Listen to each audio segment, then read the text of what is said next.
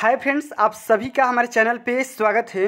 दोस्तों, आज के इस वीडियो के माध्यम से क्लास 10th और 12th के बच्चों के लिए हिंदी के प्रमुख जीवन परिचय को लेकर के हाजिर हो चुके हैं, जो कि 2023 बोर्ड परीक्षा के लिए काफ़ी ज़्यादा उपयोगी होने वाले हैं।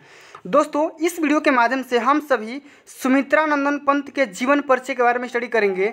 उससे पहले हम ये समझ लेते हैं कि बोर्ड के पेपर में किस तरीके से जीवन परिचय पूछता है।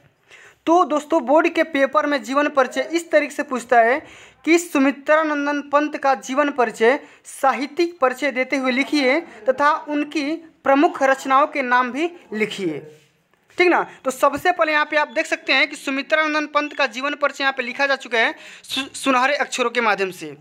उसके बाद यहाँ पे समझ सकते हैं, देख सकते हैं कि साहित्यिक परिचय का यहाँ पे उल्लेख किया गया है कितने अच्छे ढंग से।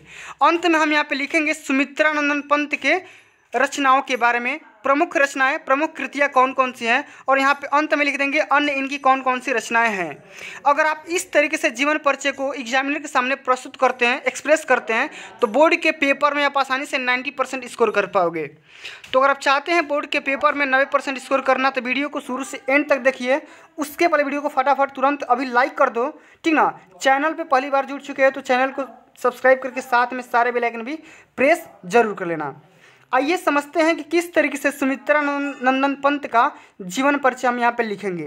तो सबसे पहले हम ब्लैक पेन से हेडिंग लगाएंगे यहाँ पे जीवन परिचय। ठीक, अब यहाँ पे हम इसी जीवन परिचय में एक लाइन छोड़ के हम यहाँ पे लिखेंगे कि प्रकृति के सुकुमार कवि। क्या लिखेंगे?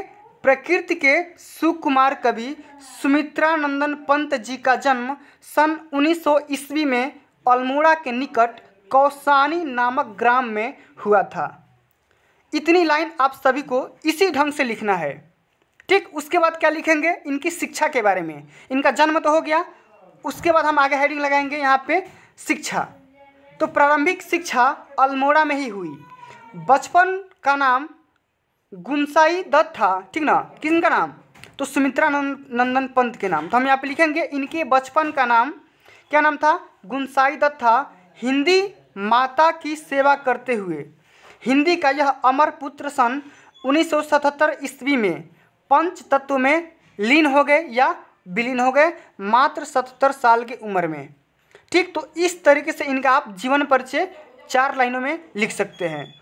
ठीक, चूँकि बोर्ड के पेपर में आप सभी से क्वेश्चन करता है कि इनका साहित्यिक जीवन परिचय देते हुए इनका जीवन परिचय लिखना है, तो हम यहाँ पे इनका साहित्यिक परिचय लगाएंगे। यहाँ पे हेडिंग लगाना है आप सभी को साहित्यिक परिचय। अब इसमें ये कौन कौन से काम किए हैं, कौन कौन सी रचना किए हैं, कितने अच्छे काम किए हैं, कौन कौन सी, ठीक ना, कविता लिखे हैं, उनमें इसमें चर्चा करना है, ठीक ना। तो आइए समझते हैं। सबसे पहले हम यहाँ पे हेडिंग लगाएंगे साहित्यिक परिचय, वही ब्लैक पेन से, ठीक ना। लिखेंगे सुमित्रा नंदन पंत जी की प्रथम कविता गिरजे का घंटा सन 1916 ईस्वी में प्रकाशित हुई। मात्र 16 साल की उम्र में ही ये क्या कर दिए? गिरजे का घंटा एक नामक कविता को प्रकाशित करवा दिया। तत्पश्चात इनकी रचनाएं उच्छ्वास एवं ग्रंथि सन 1920 में प्रकाशित हुई। साथ ही सन 1927 ईस्वी में वीणा, 1928 ईस्वी में पल्लव नामक कविता संग्रह प्रकाशित हुई। तो कौन कौन सी कविता कब कब लिखे, ये आप सभी को याद करना होगा, और इसी ढंग के साथ आप सभी को बोर्ड के पेपर में लिखना भी होगा। ठीक, उसके बाद हम यहाँ पे लिखेंगे कुछ दिन कालाकांकर में ठहरे, पुनः प्रयाग आकर रूपामा नामक पत्रिका का संपादन कार्य संभाला। तो इस तरीके से आप सभी को साहित्यिक परिचय यहाँ पे लिखना है, और यहाँ पे आगे इसी में लिखना है कि अरविंद घोष जी से मुलाकात के बाद पंत जी अरविंद दर्शन की ओर उन्मुख हुए और अपनी रचनाओं में अरविंद दर्शन को पिरोया। अरविंद दर्शन को भी यहाँ पे चर्चा में लाए, ठीक ना, कि क्या क्या हुआ इनके जीवन में। कला और बूढ़ा चांद पर साहित्य अकादमी पुरस्कार, लोकायतन पर सोवियत एवं चिदम्बरा नामक कृति पर ज्ञानपीठ पुरस्कार भी प्राप्त कर चुके हैं ये। तो जो भी ये पुरस्कार प्राप्त किए हैं, इनके साहित्यिक परिचय में ही लिखना है। तो ये हो गया इनका जीवन परिचय, और साथ में हो गया इनका साहित्यिक परिचय। अंत में आप सभी को लिखना है इनकी प्रमुख रचना के नाम। तो हम हेडिंग लगाएंगे क्या? रचनाएं। रचनाएं में लिखेंगे इनकी प्रमुख कृतियाँ या प्रमुख रचनाएं निम्नलिखित हैं। अब कौन कौन सी रचनाएं हैं, सबसे पहले यहाँ पे लिखेंगे लोकायतन, वीणा, पल्लव, गुंजन, ग्रंथि, ये इनकी प्रमुख रचनाएं हो जाएंगी।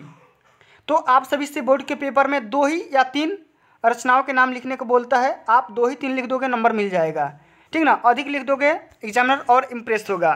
साथ में इनकी अन्य रचनाओं के नाम लिख सकते हो, जैसे यहाँ पे देख सकते हैं कि स्वर्णधूलि, स्वर्ण किरण, उत्तरा, युगपथ, अतिमा, युगांत, युगवाणी, ग्राम्या इत्यादि इनकी प्रमुख रचनाएं हो जाएंगी, ठीक ना। तो फ्रेंड्स आज के लिए बस इतना ही। इस तरीके से बोर्ड के पेपर में आप सभी को इनका जीवन परिचय और साथ में इनका साहित्यिक परिचय लिखना है। अगर आप ऐसा लिखते हैं, ऐसा करते हैं तो बोर्ड के पेपर में ओबियसली आप अच्छे अंक स्कोर कर पाओगे। तो मिलते हैं अगली वीडियो में, तब तक के लिए जय हिंद, जय भारत, वंदे मातरम।